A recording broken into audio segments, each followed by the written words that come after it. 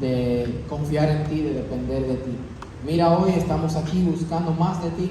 Te pido que por favor nos enseñes algo nuevo, algo que nos acerque más a Jesús. Ponemos nuestras mentes en tus manos para que no haya ninguna distracción que nos impida recibir de tu palabra. Ayúdanos a entender tu palabra.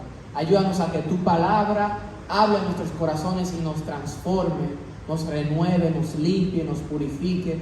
Por favor, Espíritu Santo, tócanos, conmuévenos, sánanos. Tú conoces la situación de cada uno de los que estamos aquí, así que haz una obra bonita.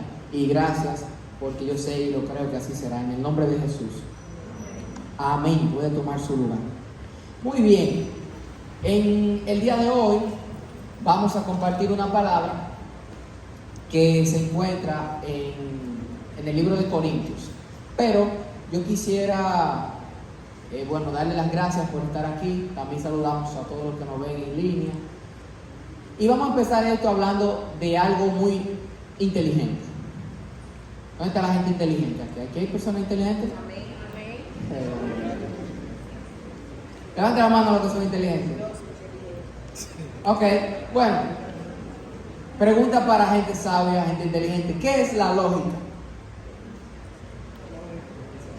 Todo aquello que Saúl no tiene.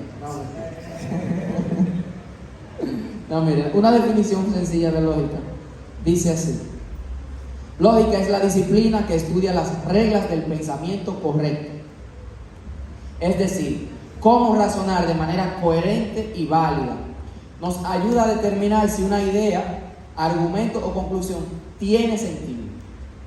O sea, algo que es lógico es porque tiene sentido. Por ejemplo, si yo le digo a ustedes que soltar este micrófono va a hacer que caiga al piso, ¿eso tiene lógica?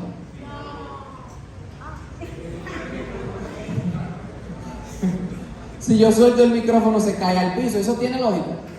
Sí. ¿Por qué? Porque sabemos las reglas de la gravedad. Eso tiene sentido. Ahora, si yo le digo a ustedes, si lo suelto se va para arriba, ¿tiene lógica?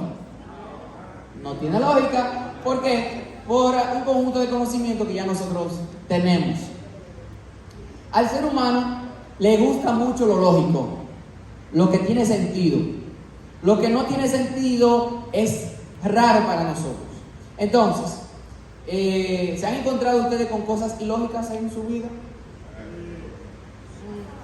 Muchas, hay muchas cosas ilógicas. Y las mujeres son un poco métete rota. Bueno, no diré nada. No puedo decir nada. Es lo más lógico, no decir nada. Por ejemplo, todos los humanos son mortales. Whitson es un ser humano, por lo tanto, Whitson es mortal. Eso es hacer un uso de la lógica. Es como razonar. Mientras más el ser humano usa su lógica, el mundo dice que es más inteligente. Entonces, hoy vamos a hablar y vamos a hacernos sabios. Bueno, realmente no. Hoy vamos a hacernos locos y lógicos para el mundo. Hoy nos haremos locos según el mundo porque no vinimos a hacernos sabios con esa lógica del mundo. Ahora sí vamos a 1 Corintios 1, desde el versículo 18. 1 Corintios 1, versículo 18, dice así: porque la palabra de la cruz es locura a los que se pierden, pero a los que se salvan, esto es, a nosotros, es poder de Dios. Pues está escrito: destruiré la sabiduría de los sabios y desecharé el entendimiento de los entendidos. ¿Dónde está el sabio? ¿Dónde está el escriba? ¿Dónde está el disputador de este siglo? ¿No ha enloquecido Dios la sabiduría del mundo? Pues ya que en la sabiduría de Dios el mundo no conoció a Dios mediante la sabiduría, agradó a Dios salvar a los creyentes por la locura de la predicación. Confunde. Vuelvo a repetir. Ya que en la sabiduría de Dios el mundo no conoció a Dios mediante la sabiduría, le agradó a Dios salvar a los creyentes por la locura de la predicación. Ok, hay que separar varios factores aquí. La predicación es locura. Dios quiso salvar a los creyentes a través de una loquera, de esa, la predicación. ¿Se entiende? ¿Vamos bien hasta ahí? Porque dice que con la sabiduría de Dios el mundo no conoció a Dios. Entonces Dios dijo, bueno, si con mi sabiduría no quieren salvarse, vamos a hacer una loquera para que se salven. Digo loquera y me refiero a locura. Lo que pasa es que así tal vez es más cómodo para nosotros. Tal vez para mí es más cómodo. Entonces, la predicación del evangelio es una locura y a Dios le agradó salvar a los creyentes por eso. Y vamos a entender por qué. En el versículo 22 explica por qué así. ¿Por qué? Analicemos eso. Porque los judíos piden señales y los griegos buscan sabiduría. Cuando se escribe esto, habían diferentes culturas y cada grupo de personas buscaba algo específico. 23. Pero nosotros predicamos a Cristo crucificado. Antes de pasar ahí que es la locura, Cristo crucificado es la locura, por eso es el evangelio. Pero antes de pasar ahí, vamos a hablar de la gente. Y yo quiero que cuando yo hable de los judíos y de los griegos, usted piense en todos los grupos que existen hoy en día. En ese momento cuando se escribe, no solo habían judíos y griegos, pero él menciona esos dos. Siempre han existido los grupos que creen algo diferente. Los judíos piden señales y los griegos quieren que le hablen de sabiduría para poder creer. Pero ¿qué sucede? Jesucristo no hizo señales. Muchísimas. Y aún así no creyeron. ¿Jesucristo no le habló sabiduría? Sí. Y aún así no creyeron. Entonces llegamos al versículo 23. Pero nosotros predicamos a Cristo crucificado, para los judíos ciertamente tropezadero. Le voy a explicar más adelante lo que es el tropezadero. Y para los gentiles, una locura, algo incoherente, algo sin lógica, algo sin sentido. Más, espérate que estoy predicando, no me llamo. Para los llamados, ¿a ti tú has sido llamado por Dios? ¿Quién? Ay, ni uno. Bueno, yo sí. A mí Dios me llamó. ¿Le distraje mi chiste bueno? Yo no sé si a ti Dios te ha llamado. O yo no sé quién te llamó a ti a venir aquí, si fue Yuleni, Grisel, no sé quién fue. ¿Quién te llamó? Yo creo que Dios tiene un propósito con mi vida. Yo creo que Él me llamó a mí. Entonces, dice aquí, el versículo 24. Que más para los llamados, así judíos como griegos, Cristo es poder y sabiduría de Dios. Hay grupos que entienden que Dios es un tropezadero. O sea, algo que no es algo malo. ¿Qué es un tropiezo? Algo que te hace caer, algo que no te hace bien, algo que hay que quitar, un peligro. Hay un grupo que considera que Cristo es eso. Y hay un grupo que considera que Cristo es una locura. Pero para los llamados, Cristo es poder de Dios y sabiduría de Dios. Usted lo puede anotar por ahí porque básicamente te la predica. Ya no vamos, ya casi no vamos. No, mentira. No estoy terminando. Estoy comenzando. Cristo es sabiduría y poder. Anote eso en su corazón. Parece una locura. ¿O acaso no hemos pensado que los cristianos estamos locos? ¿No lo piensa el mundo que los cristianos son locos? Hasta nosotros. Entonces, y tiene un poco de lógica eso, tiene sentido eso. Pero para mí no es locura, es poder y es sabiduría de Dios. Y dice el 25, yo no sé de qué grupo tú te consideras, de llamado o de judío, de griego, de lo que creen que es peligroso o de lo que creen que es tonto, pero dice el 25, porque lo insensato de Dios es más sabio que los hombres. Lo tonto de Dios es más sabio que los hombres, y lo débil de Dios es más fuerte que los hombres. Amén.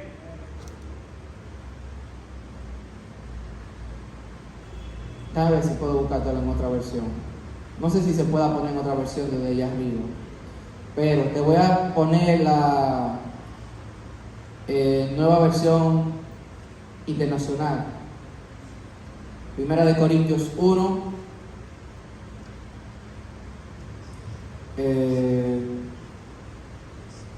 25. Dice, pues la locura de Dios. Oye, ¿qué es una locura?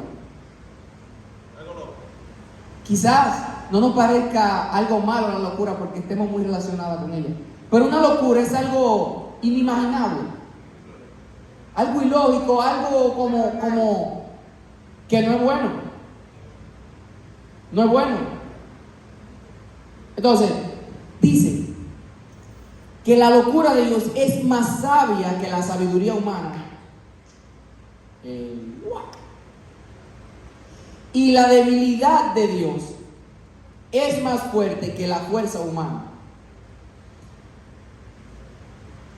¿Esto está queriendo decir que Dios es loco? No. ¿Esto está queriendo decir que Dios es débil? El mensaje de aquí es que lo menos inteligente de Dios es mucho más inteligente que lo más inteligente del hombre. ¿Se entiende? Esto quiere decir que lo menos fuerte de Dios es más fuerte que lo más fuerte de nosotros. Busca tu mayor fortaleza. Eso es más débil que lo débil de Dios. ¿Se entiende el punto? Entonces, esto, para mí, es necesario entenderlo. Porque estamos viviendo un evangelio que queremos que tenga sentido, que queremos que se entienda, que se acepte. Y no es así, no será así. El evangelio de Cristo es y será y fue una locura. Tanta locura que no lo soportaron y tuvieron que matarlo. No lo entendieron y tuvieron que matarlo. Fue un tropiezo para ellos. Entonces, el primer punto es que hay dos caminos, según lo que pudimos analizar. Hay dos caminos. Están los que se pierden y están los que se salvan. O también pudiéramos llamar a los que se salvan los llamados. Los que se salvan y los que se pierden. Yo quiero que aclaremos un punto muy importante, que ya creo que se ha aclarado otras veces aquí. Un punto para madurar espiritualmente, un punto que puede confrontar la teología de muchos, y un punto en donde aún cristianos de muchos años todavía están perdidos ahí. Mucha atención y mucho cuidado con el siguiente punto. Quiero empezar haciendo una pregunta para que reflexionen y piensen. Jesús vino a salvar a todos los seres humanos. Tómese su tiempo. Jesús vino a salvar a todos, los seres humanos. Algunos dicen que no, otros dicen que sí. Ok, entonces analicemos esto. Juan 3:16. ¿Qué dice? Un versículo, creo que es más famoso. Juan 3:16, vamos a decirlo juntos. 1, 2 y 3. Porque de tal manera amó Dios al mundo. Espérense. Algunos dicen que sí, que Dios vino a morir por todos. Entonces tengo otra pregunta. ¿Todos nos vamos a salvar? Entonces, si Dios vino a morir por todos, no cumplió su misión, que no todos nos vamos a salvar. O sea, Dios vino y hizo algo mal hecho, que no nos salvó a todos. Si Dios vino a salvarnos a todos, significa que falló, porque no nos vamos a salvar todos. De eso estamos claros. Estamos claros que no todos vamos para el cielo. Entonces ahí encontramos un fallo. Si Jesús vino a morir por todos, ¿por qué no todos seremos salvos? Algo que no tiene lógica, ¿verdad? Entonces, sigamos analizando este caso. Pero ¿qué pasa, Jesús? ¿Tú no nos amas a todos? Sí. Él vino y murió. Ahora bien, sí, ahora sí es tiempo de analizar ¿cómo es? Juan 3:16. 1, 2 y 3. Porque de tal manera amó Dios al mundo que ha dado a su Hijo unigénito, para que todo aquel que en Él cree no se pierda, mas tenga vida eterna. Aquí dice, porque de tal manera amó Dios al mundo que envió a su Hijo unigénito para que todo el mundo se salve. ¿Y cómo es que dice? Para que todo aquel que crea en Él. Entonces vemos un factor importante para la salvación, y es creer en Cristo. Él lo hizo. Él pagó el precio. Ahora tú lo crees. Amén. Si lo crees, es para ti. ¿Está claro esa parte? Es necesario que entendamos esto desde ya, porque como les digo, aún cristianos de mucho tiempo tienen ese entendimiento. No, Dios vino a morir por todo el mundo. Estamos claros en esa parte. Hay que creer. Hay que creer, y esa fe te lleva a obedecer. No es una fe sin obras, porque entonces estaría muerta. Es una fe que te lleva a actuar, porque hasta los demonios creen si a eso vamos. Entonces, con este punto claro, yo quisiera también regalarles otros versículos como Juan 3:17. Y dice, porque no envió Dios a su Hijo al mundo para condenar al mundo, sino para que el mundo sea salvo por Él. El que en Él cree no es condenado, pero el que no cree ya ha sido condenado, porque no ha creído en el nombre del unigénito Hijo de Dios. El que en Él cree no es condenado. Entonces, ¿Dios es malo? Simplemente hay gente que no cree. No es que Dios es malo. Hay incredulidad. ¿Y por qué hay incredulidad? Porque es una locura creer esto. No cualquiera cree en esta fábula de Jesucristo. No cualquiera cree que Jesucristo realmente es Dios, Hijo de Dios, y todas estas cuestiones tan extrañas. No es cualquiera que cree esta locura. Pero hay que creer. Y si usted cree, y si usted lo cree, aunque hayan cosas que usted no entiende, bueno, dele gracias a Dios. Que si usted de verdad lo cree, usted va para arriba. Versículo 19, Juan 3:19. Y esta es la condenación, que la luz vino al mundo y los hombres amaron más las tinieblas que la luz, porque sus obras eran malas. Esa es la condenación. Amar más a las tinieblas que a la luz. La luz vino al mundo, pero los hombres amaron más las tinieblas que a la luz. Y ahí es el momento en donde tú tienes que pensar: ¿amas más a Cristo que a las tinieblas? Porque dependiendo de eso, entonces ahí está tu creencia. Si no lo crees lo suficiente, estás condenado. Si crees más en las tinieblas que en la luz, estás condenado. Pero si crees en la luz, hay salvación para ti. Y dice, ¿por qué pasó? ¿Por qué amaron más las tinieblas? Porque sus obras eran malas. Y ahí vemos una relación con las obras y la fe. ¿Qué habla de tu fe? Las obras. ¿Qué habla de tu fe? Es muy fácil decir, soy cristiano, creo en ti, Señor. ¿Qué habla de tu fe? Las obras. ¿Cómo sabemos que amaron más las tinieblas que la luz? Porque sus obras reflejaban tinieblas, no reflejaban luz. Solamente analiza qué reflejan tus obras. Entonces, ¿crees? Demuéstralo en tus obras. Sí. 20. Porque todo aquel que hace lo malo aborrece la luz y no viene a la luz.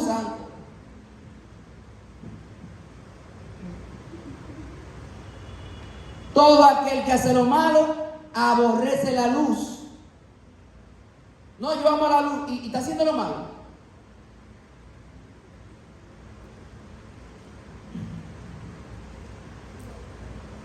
Y no viene a la luz para que sus obras no sean reprendidas. Porque en la luz todo se ve. ¿Se entiende por qué el mundo aborreció a la luz? Porque en la luz lo malo se ve. ¿Entiende? Por eso muchas personas tienen miedo de acercarse, de buscar de Jesús, porque Jesús va a reflejar las manchas que hay en mí. Jesús va a reflejar y me va a decir, no, güey, eso no. Y no queremos, pero depende qué amamos más. Si amamos más a Jesús, vamos a aceptar que se vean nuestros defectos. Vamos a aceptar que la luz nos muestre nuestras manchas. Y vamos a aceptar que la luz, Cristo, nos cambie y nos limpie. Ahora, si amamos más las tinieblas, entonces vamos a decir que la luz es mala. Eso. En resumen, el que cree en Jesús se salva y el que no cree se pierde. Más claro de ahí, imposible. Entonces, ¿estamos claros ahí? El primer punto, hay una línea que divide a los que se salvan y a los que se pierden. Entonces, ahora vamos a hablar de la locura. Algo muy conocido en Ruge, ¿sabes? Pero la locura depende cómo tú la veas, porque aquí se nos muestra como algo positivo, porque está hablando de que el evangelio es locura. Pero ¿para quién es locura? Para el que se pierde, para el que está en oscuridad. Lo ve como locura porque no lo entiende. Wow, yo creo que no envié esa imagen. O sí, hay una imagen que yo envié. Vayan a ver si la pueden poner. No sé si lo envié. Debí enviarlo. Déjame mandarlo. Póngame eso ahí, por favor. Miren. Esta ilustración es de un filósofo llamado Friedrich Nietzsche. No sé si lo dije bien.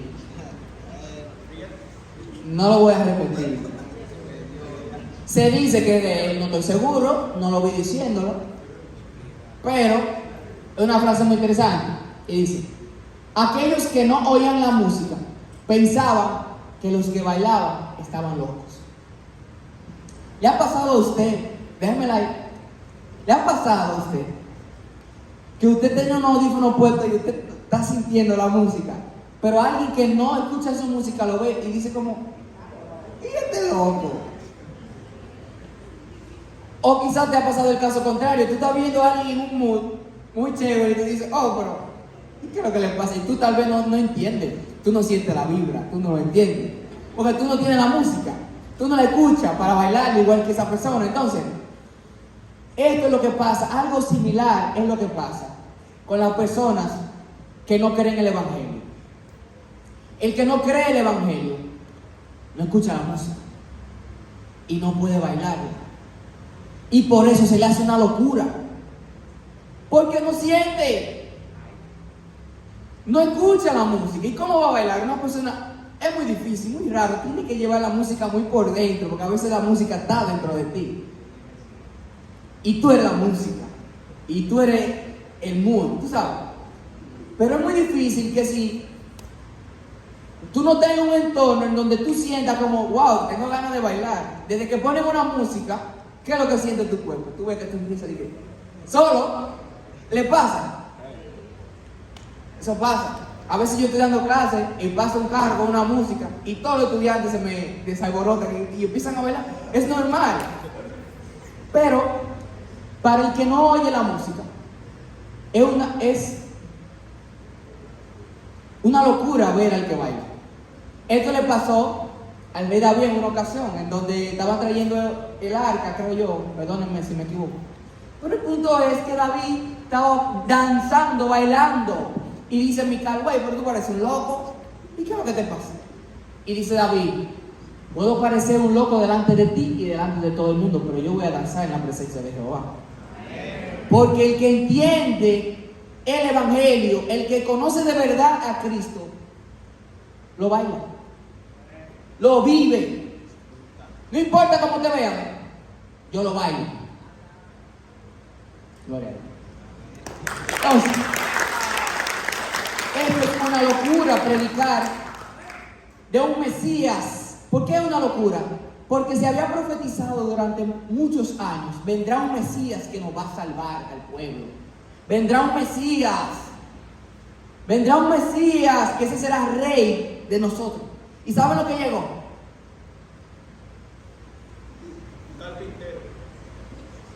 Es como el meme que tú dices, lo que le pedí a Dios, lo que me llegó. O sea, ellos esperaban un rey. Se dijo que venía un rey.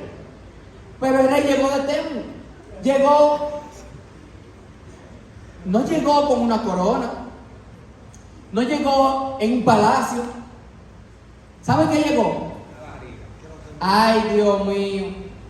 Una niña virgen que nadie conocía. Un hombre carpintero. Y para el colmo, no tenían ni en qué caerse muertos. Ellos andaban buscando dónde poder dar a luz. Ya tú sabes, María y José con el burrito sabanero, no sé.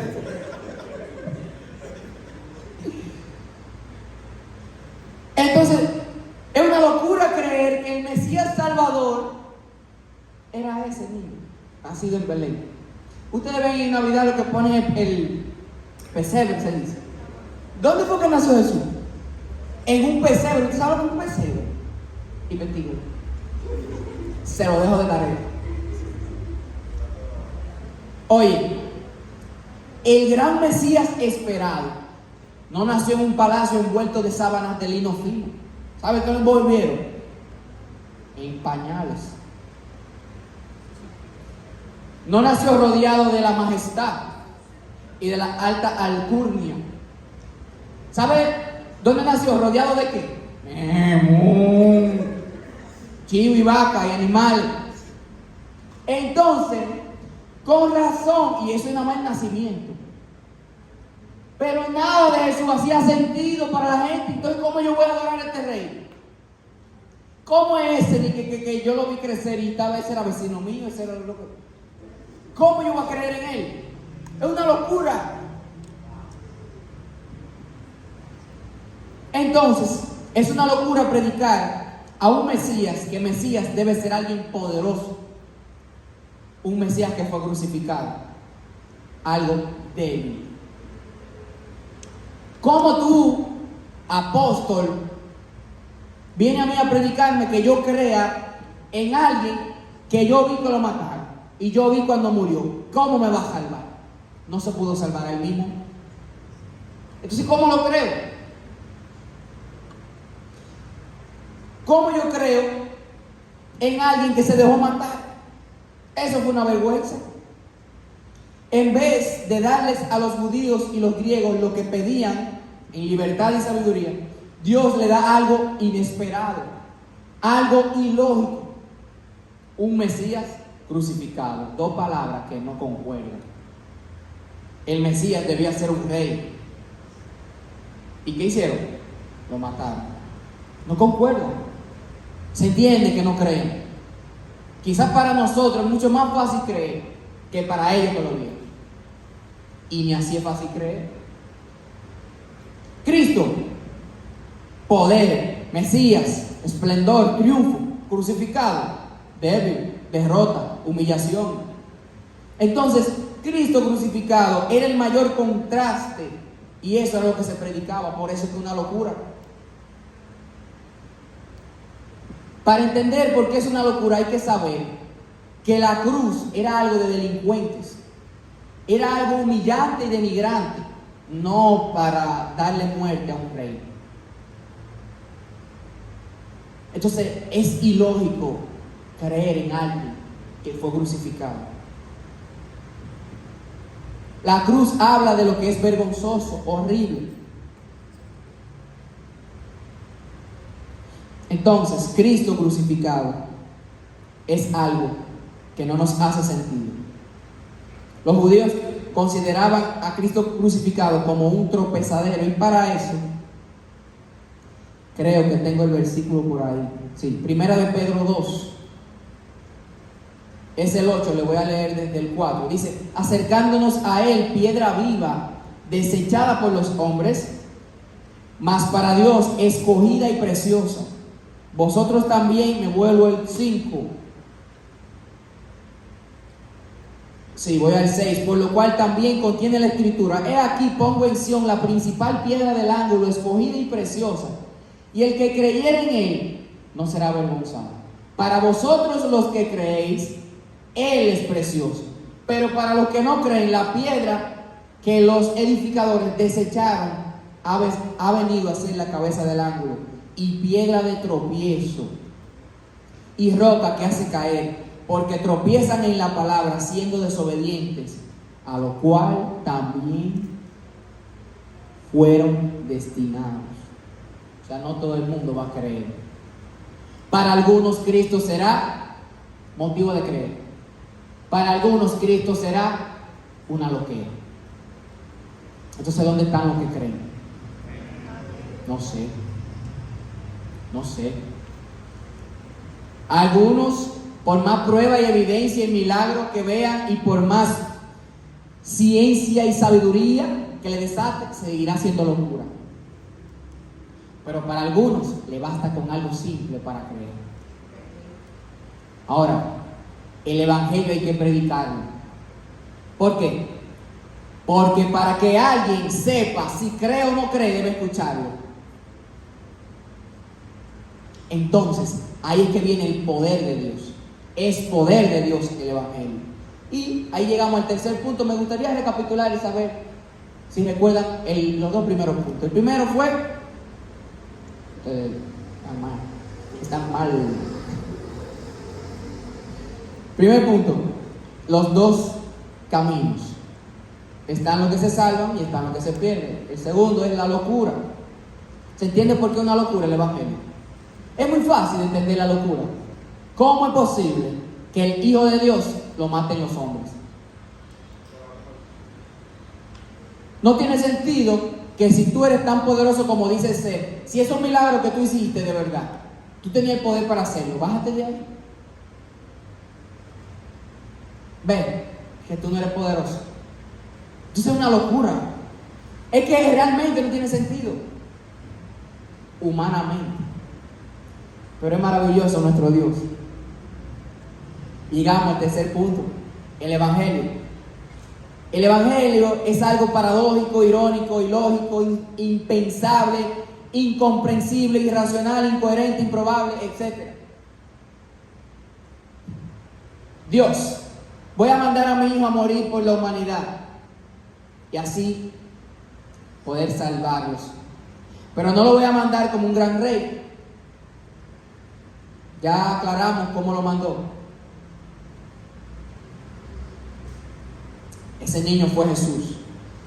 El plan del Padre para salvar al hombre. Debilidad total, encubriendo por dentro todo el poder de Dios.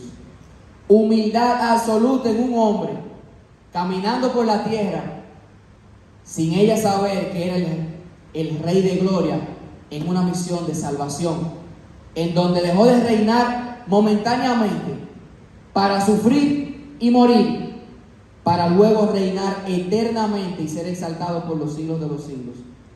Ese es Jesús. Ese es mi Jesús. Ese es el Evangelio. Vino, murió, pero no quedó muerto. Al tercer día resucitó. Y entonces, por esa resurrección es que podemos creer que era verdad. Y era verdad. Porque si no hubiera resucitado, ¿cómo demuestra que era real? Venció la muerte, y es que está el poder. Venció la muerte. La salvación es a través de la fe en Jesús. Para Dios mostrar que puede salvar al mundo hasta con un hombre que el mundo mató a golpes en una cruz. Así, con esa irónica paradoja, Dios muestra de forma clara que Él es Dios.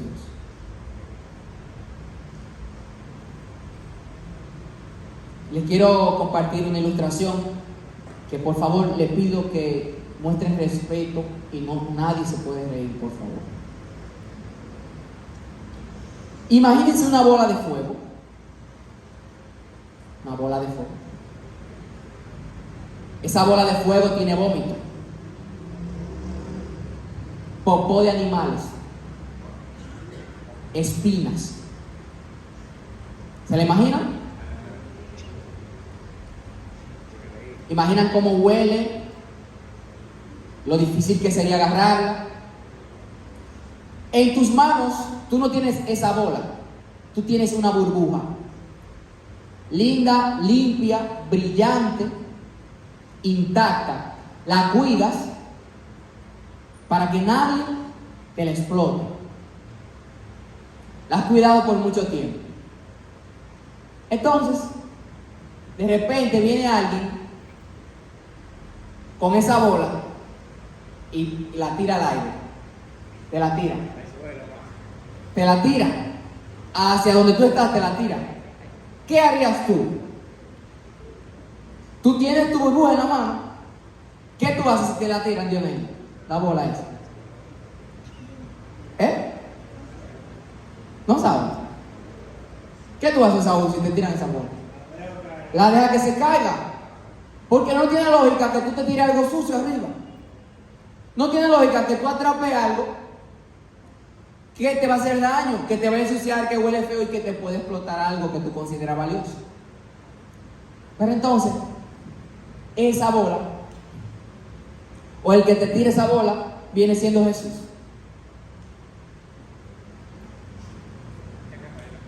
Y la bola es el Evangelio. Tú eres el que decide si la atrapa. ¿Tiene lógica atraparlo? No. No tiene lógica.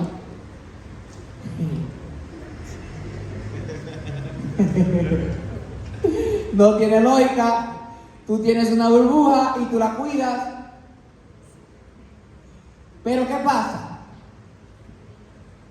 Los que ven al que tiró la bola y confían y la atrapan, no importando que le puede explotar su burbuja limpia y perfecta que tanto le ha costado cuidar, que atraparon su bola, se dan cuenta que quizás sí, no es fácil esa bola, nítida, pero de repente el que decidió atraparla ve que esa bola se transforma en un regalo. Y si lo atrapas, te lo quedas. Ese regalo ¿Sabes cuál regalo es ese? ¿Sabes qué regalo es ese? La salvación. Pero no es para todo el mundo, es para el que crea. Esto no es para todo el mundo. El aplauso fuerte. Si lo atrapas, te lo queda. Quiero que vayamos a Efesios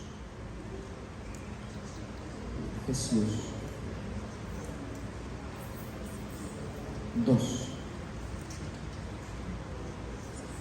Y dice, versículo 8. Efesios 2:8. Porque por gracia sois salvos por medio de la fe. Y esto no de vosotros, pues es un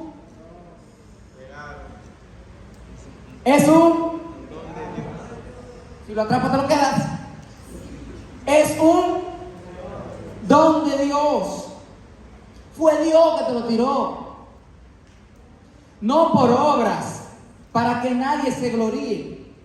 Porque somos hechura suya, creados en Cristo Jesús para buenas obras, las cuales Dios preparó de antemano para que anduviésemos en ellas. La salvación es un regalo que usted, el que sabe, si lo atrapa o lo suelta. Pero no hace mucha lógica, no hace mucha lógica. ¿Cómo va a ser lógica? Que yo tengo que esperar el matrimonio. Eso no tiene sentido. Tú sabes lo bueno. Ay. Que no puedo gozar la vida. No puedo rumbear, no puedo beber. Eso no hace lógica, yo soy joven. Esa bola está muy caliente, yo no quiero esa bola. Yo trancarme, di que yo obedece a Jesucristo. Di que yo sé como un viejo y perder mi juventud. Que le crea a Cristo que Él tiene el control de mi vida cuando yo veo que mi vida está vuelta un desastre. Que yo crea eso. Que le crea sus promesas. Mira el mundo como está, gente sufriendo. ¿Y dónde está Dios? Que yo crea en Él. Si Él de verdad fuera lo que es, lo que dice ser, ¿por qué mi familia y mi papá está sufriendo con esa enfermedad? ¿Por qué yo estoy pasando por esta situación? Que yo le crea a ese Dios. Bueno, si usted lo cree, se lo queda. Dice su palabra que aunque nosotros, Romanos 5:8, pero Dios muestra su amor para con nosotros, en que siendo aún pecadores, Cristo murió por nosotros.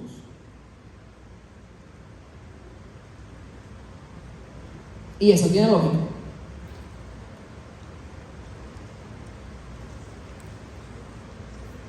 Dios no se mueve por lógica. Puede que a veces sí. Puede que a veces sí. Pero tiene lógica que un muchachito mate un gigante de una pedra. Tiene lógica que un pueblo se encuentre con un mar, lo que parece un límite, pero con un palo le haga así, ¡pam! Y pase. Tiene lógica. Tiene lógica que un ejército vaya a pelear contra otro y diga, no, tenemos mucha gente, nada más déjame 300. Tiene lógica. Tiene lógica que... ¿Qué más? Vamos a ver, tengo otro ejemplo. Oye. Tiene lógica que yo quiero ganarle a un pueblo con muralla y empieza a darle vueltas para ganarle. Y al final a gritar.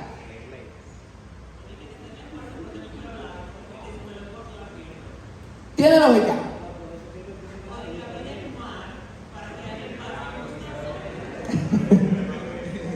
¿Tiene lógica que Cristo diga en Juan 12, 24-25 que... No, pero ese no es versículo. ¿Tiene lógica que Jesús diga, el que quiera vivir, que muera? ¿Tiene lógica? ¿Tiene lógica que la palabra de Dios nos diga los últimos serán los primeros? ¿Tiene lógica que la Biblia nos diga si te dan un talón, ponle la otra mejilla? ¿Tiene lógica que dice ama a tus enemigos? ¿Tiene lógica que dice perdona? ¿Tiene lógica? Si te va a poner a buscarle la lógica, my bro, tú representas a los incrédulos, los que necesitaban milagros o los que necesitaban sabiduría. Tú eres el que sabe si vas a tener fe. Es pues la fe, la certeza de lo que se espera y la convicción de lo que no se ve. Es necesaria la fe para atraparlo, para bailar cuando nadie escucha la música. Se necesita fe. Entonces, su palabra nos dice que la sabiduría de este mundo es insensatez para con Dios. Y en Isaías 55 dice: porque mis pensamientos no son vuestros pensamientos, ni vuestros caminos mis caminos. También dice ahí en 1 Corintios 1, más adelante, escucha esto, en el 27, 1 Corintios 27. Sino que lo necio del mundo escogió Dios para avergonzar a los sabios, y lo débil del mundo escogió Dios para avergonzar a lo fuerte. Y lo vil del mundo y lo menospreciado escogió Dios, y lo que no es, para hacer lo que es, a fin de que nadie se jacte en su presencia. Dios hace las cosas ilógicas para que el ser humano no diga: no, fui yo que lo hice. Porque si Dios nos dejara ganarnos las cosas por nuestra propia cuenta, entonces ya no sería por Él. Y eso es lo que pasa cuando el ser humano dice: no, fui yo. Si ya tú lo pudiste hacer, deja de ser gracia. Entonces, ahora sí estoy terminando. Busquemos encajar en el reino de los cielos, aunque eso nos excluye de la normalidad de este mundo. Busquemos encajar allá, no aquí. No se trata de parecer ni de cumplir.